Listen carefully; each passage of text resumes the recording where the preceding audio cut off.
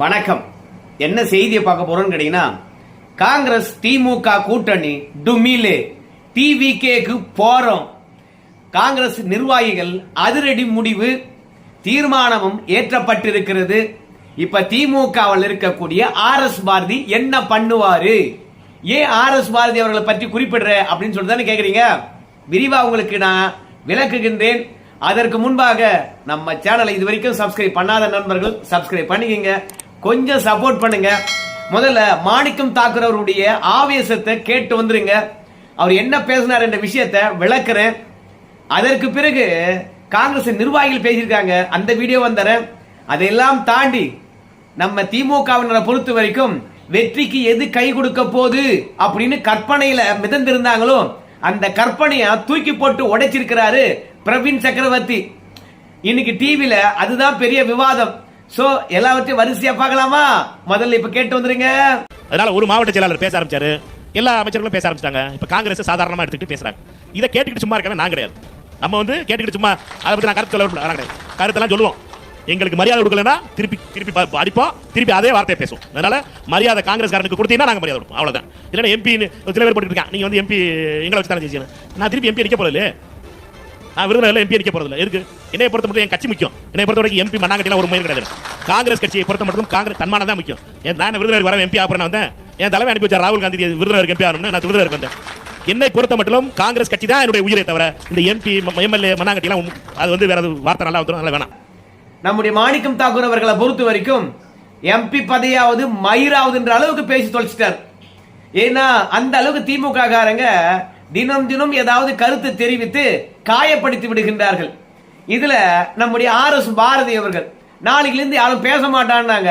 ஏய், நீ காங்கிரஸ் கட்சியுடைய தலைவரா இல்ல ராகுல் காந்தி காங்கிரஸ் கட்சியுடைய தலைவரா?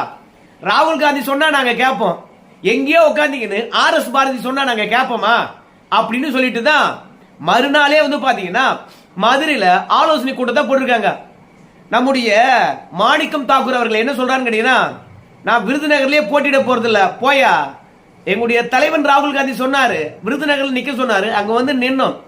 எங்களுக்கு இந்த பதவி சுகம்லாம் கிடையாது. கூட்டணியில இருந்தா எங்களுக்கு மதிப்பு இருக்கணும். ஆனா மதிப்பு இல்லை என்றால் அந்த கூட்டணியில எதற்காக இருக்கணும்? அதனால முதல்ல மதிப்பு கொடுக்க சொல்லு. எங்க கட்சியை அவமானப்படுத்தினான் பாரு, அவன் மீது நடவடிக்கை எடுக்க சொல்லு. அவன் பேசி எத்தனை நாள் ஆச்சு? எங்க கட்சி தலைவர் நடவடிக்கை எடுக்க சொல்லி எவ்வளவு நாள் ஆச்சு? ஏதாவது நடவடிக்கை எடுத்தீங்களா? தொடர்ந்து அவமானப்படுத்திக்கிட்டே இருப்பீங்க. ஆனா நாங்க மட்டும் எல்லாவற்றையும் கை கட்டிக்கிட்டு அமைதியா வேடிக்கை பார்க்கணுமா? நீ அடிச்சா நானும் அடிப்பேன். நீங்க தொகுதி உடன்பாடு போது அதிகமா கொடுங்க, தொகுதி குறைவா கொடுங்க, அதை பத்திலாம் கவலை கிடையாது. ஆனா காங்கிரஸுக்கு உரிய மரியாதை கொடுறா அப்படின்னு நம்ம மாணிக்கம் தாக்கூர் அவர்கள் சொல்லியிருக்கிறாரு. சோ இப்போ நம்ம காங்கிரஸ் கட்சியானது தவேக்காவுக்கு போக போதா இல்ல திமுக கூட்டணிக்கு போக போதா அதை தெரிந்து கொள்றதுக்கு தான் ரொம்ப ஆர்வமா இருப்பீங்க. மாணிக்கம் தாக்கூர் மற்றும் நிர்வாகிகள் என்ன பேசுறாரு என்பதை முழுசா பார்க்கலாம். இப்ப நிர்வாகிகளுடைய எண்ணத்தை குமுறல கேட்டு வந்துருங்க. நான் கருத்து சொல்றேன், மாணிக்கத்தால் சொல்றலாம் நான் கருத்து சொல்ல முடியாது. அண்ணன் வருங்கால மத்திய அமைச்சர், ஒரு முதலமைச்சர் நிகரான பதவியை வரக்கூடியவர், ஈக்குவல் டு பதவி. நம்ம அண்ணன் திருநாகேசன் சொல்லுவாரு, ஒரு மாவட்ட செயலாளர் கலெக்டருக்கு சமமானவர் அப்படின்னு. ஆகவே ஆட்சியில எங்களுக்கு பங்கு மீண்டும் கேட்கிறோம். இல்லை என்றால் விஜய் கூட்டணி இருக்கிறது வெற்றிய தோல்வியை பார்த்துடும். இழப்பதற்கு காங்கிரஸ் கட்சிக்கு மட்டும் இல்லை, தமிழகத்திலே ஒரு பொன்னான எதிர்காலத்தை காங்கிரஸ் கட்சிக்காரர்கள் விஜயம் இணைந்து உருவாக்கும். அவர் அங்கே எம்பியா இருக்காரு, நான் ஜோசப் எம்பியா இருப்பாரு. இப்ப நம்ம ரோட்ல இருக்கோம். நமக்கு ஒரு அங்கீகாரம் வேணும். 10 கவுன்சிலர் வேணும், 10 ஊராட்சி ஒன்றிய கவுன்சிலர் வேணும், 10 ஊராட்சி மன்ற தலைவர் வேணும், 10 சேர்மன் வேணும், 10 மேயர் வேணும். இப்படி ஆட்சி அதிகாரத்தில் நமக்கு பங்கு இருந்தால் தான் நம்மளுடைய அதிகாரம் நம்ம என்ன சொல்றோம் அதை நிறைவேற்றுவதற்கு நமக்கு அதிகாரம் தேவை. ராஜகணப்பன் பேசுறாரு, காங்கிரஸ் கட்சியில ஒரு கட்சியான்ற மாதிரி ஒரு பேசுறாரு. காங்கிரஸ் கட்சி இல்லைன்னு சொன்னா அவர் நேரம் மந்திரி ஆயிருக்க முடியுமா? எப்படி ஆயிருக்க முடியும்? அவருடைய இதெல்லாம் தெரியாதா? எவ்வளவு ஊழல் பண்ணியிருக்கிறாரு, என்னென்ன செஞ்சிருக்கிறாரு அப்படின்றது. காங்கிரஸ் நிர்வாகிகளை பொறுத்த வரைக்கும் காங்கிரசுக்கு அற்புதமான ஒரு வாய்ப்பு கிடைச்சிருக்கு. விஜயே கூப்பிடுறாரு, நம்ம அங்க போலாம், கூட்டணி ஆட்சி கண்டிப்பா கிடைக்கும், வெற்றி பெறுவோம். விஜய்க்கு 30% வாக்குகள் இருக்குன்னு சொல்றாங்க. காங்கிரஸ் போனோம்னு வச்சுக்கலேன், அழகா வெற்றி பெற்று விடலாம். ஒரு பொன்னான வாய்ப்பு கிடைச்சிருக்குது, ஏன் தவற விடணும் அப்படின்னு சொல்லிட்டு டிவிகேக்கு போறோம் போயா. அது மட்டும் கிடையாது, RS பாரதியை பொறுத்த வரைக்கும் அவனுக்கு பதில் சொல்லுவேன், இவனுக்கு பதில் சொல்லுவேன் அப்படின்னு தான் சொல்லிட்டு இருக்கிறீங்க. கண்டி மாணிக்கம் தாக்கூர் ஒரு ஆளா பாக்கலையா? அந்த ஆள் எம்பியா? நாளைக்கு காங்கிரஸ் ஆட்சிக்கு வந்தா மினிஸ்ட்ரியா? சென்ட்ரல் மினிஸ்டரும் முதலமைச்சரும் ஒரே கேட்டகரி தான் நம்ம இந்தியாவில். அப்பேற்பட்ட பதவியில் இருக்கக்கூடிய மனுஷனை பார்த்து நான் அவனுக்கெல்லாம் பதில் சொல்ல மாட்டேன், இவனுக்கெல்லாம் பதில் சொல்ல மாட்டேன்னா என்ன அர்த்தம்? காங்கிரஸ் கட்சிக்காரன எந்த மாதிரி பாக்குற நீ அப்படின்னு சொல்லிவிட்டு RS பாரதிக்கு எல்லாருமே வச்சு செஞ்சாங்க. அது மட்டும் இல்லாம மற்ற நிர்வாகிகளை பொறுத்த வரைக்கும் கீழ்மட்ட பொறுப்புகள் இருக்கு இல்லையா, உள்ளாட்சி தேர்தல், அதுல கூட காங்கிரஸ் கட்சிக்காரனுக்கு உரிய மரியாதை தரமாட்டாங்களா.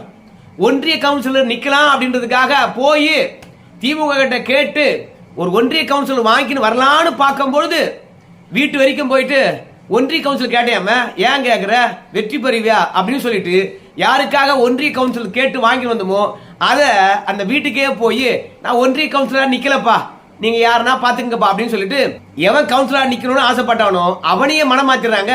சோ அதனால திமுக பொறுத்த வரைக்கும் எங்க கட்சி வளரணும்னு வச்சுங்களேன், உள்ளாட்சி தேர்தலிலும் ஒரு 22% எங்களுக்கு பிரதிநிதித்துவம் வேண்டும்.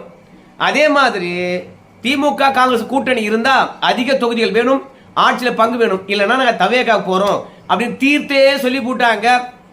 அது மட்டும் கிடையாது, இன்னும் சில பேர்லாம் வந்து நாங்க என்ன தளபதி மாதிரியோ இல்ல மூர்த்தி மாதிரியோ கொள்ளடிச்ச வச்சிருக்கோம், இல்ல ரெக்கமெண்டேஷனுக்கு இத்தனை வருஷத்துல எவங்கிட்ட போய் நின்று இருக்கோம். நாங்கெல்லாம் காமராஜர் வழி வந்தவங்க, நாங்கெல்லாம் காந்தி வழி வந்தவங்க. பணம் இல்லை என்றாலும் கூட இருக்கிறத சாப்பிட்டு படுப்போம், கொள்ளடிக்கிறதுக்காக அரசியலுக்கு வரல. காங்கிரஸ் கட்சிக்காரனுக்கு தன்மானம் இருக்கிறது அப்படின்னு பேசினாங்க. ரெண்டாவது தளபதியை பொறுத்த வரைக்கும் பூத் கமிட்டி இருக்குதான்னு கேட்டாங்க இல்லையா, அதனால மதுரை வடக்கு தொகுதியில திமுக காரன் எவனுமே போட்டிட கூட. கார்கே கிட்ட நான் பேசிட்டேன், தொகுதி உடன்பாடு ஏற்படுகின்ற பொழுது மதுரை வடக்கு தொகுதியை நாம கேட்டு பெறணும் அப்படின்னு மீண்டும் வந்து பாத்தீங்கன்னா மாணிக்கம் தாக்கூர் அவர்கள் வந்து பேசியிருக்கின்றார்.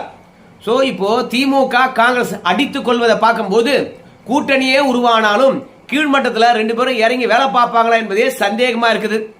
இந்த மன ஒற்றுமை என்பது நாளுக்கு நாள் விரிவடைந்து கொண்டு வருது, விரிசல் ஏற்பட்டு கொண்டு வருது.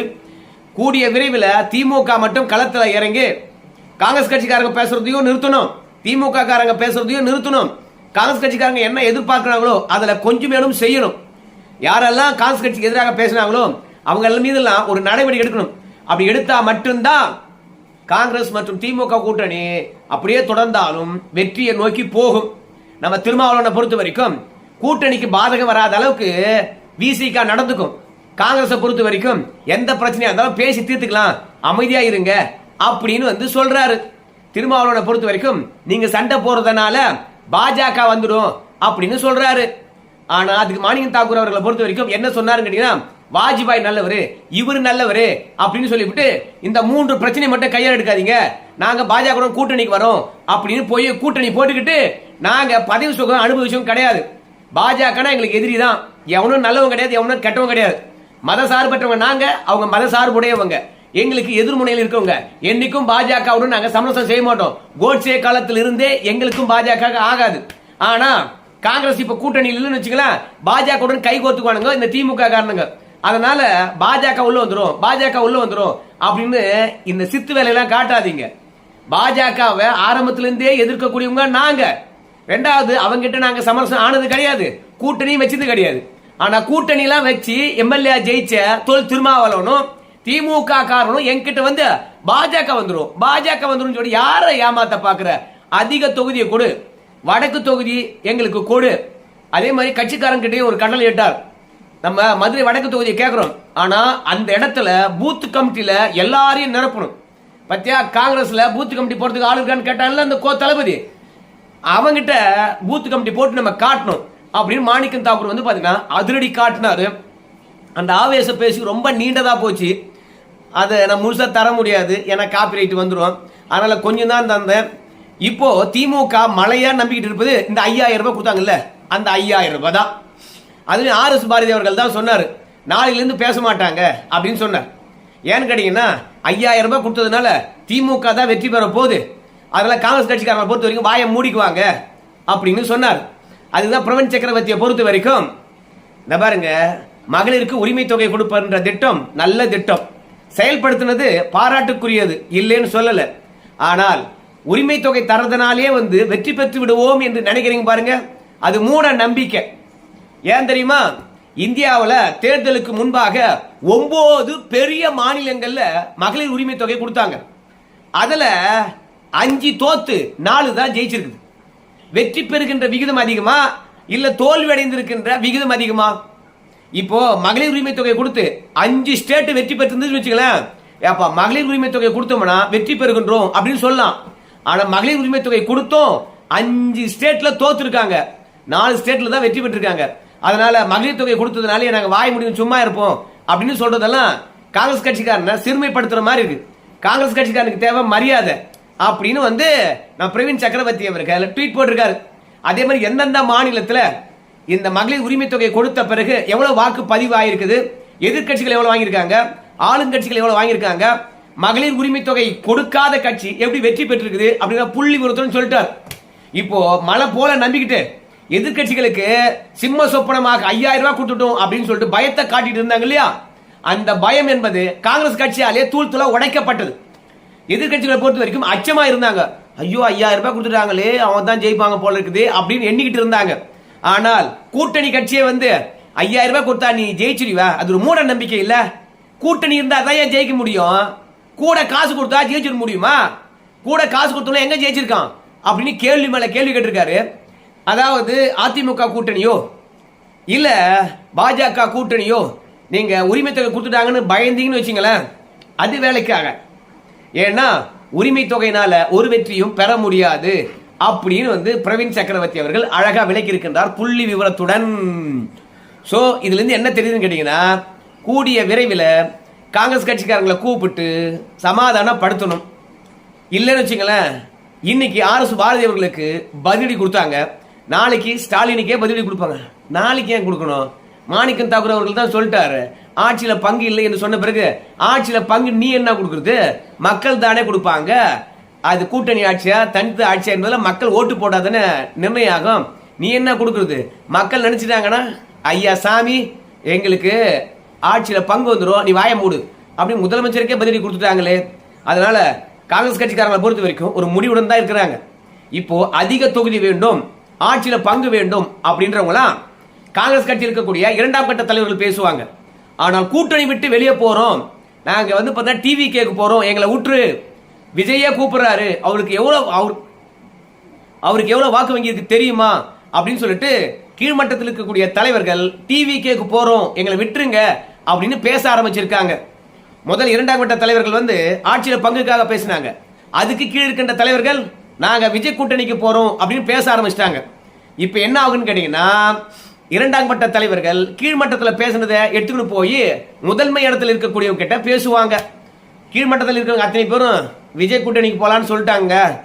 நாம திமுக கிட்ட வந்து பாத்தீங்கன்னா என்னதான் சண்டை போட்டு தொகுதி வாங்கினோமா கூட காங்கிரஸ் கட்சிக்காரன் இணக்கமா எல்லாவற்றையும் மறந்து வேலை பார்த்தா கூட திமுக காரன் இதை மனசுல வச்சுக்கிட்டு வேலை பார்க்க மாட்டான்.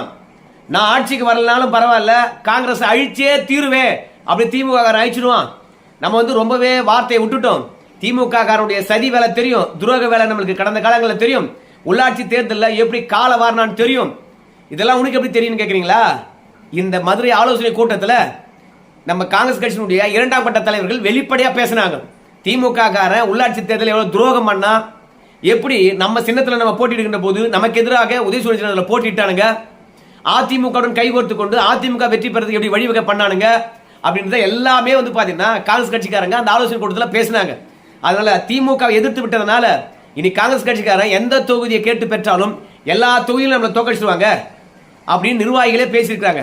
இத ஒட்டுமொத்தமா கொண்டு போய் நம்ம ராகுல் கிட்ட, நம்முடைய மல்லிகார்ஜுன கார்கே கிட்ட மாணிக்கம் தாக்கூர் காட்டுவார், திமுக துரோகத்தை எடுத்து சொல்லுவார்.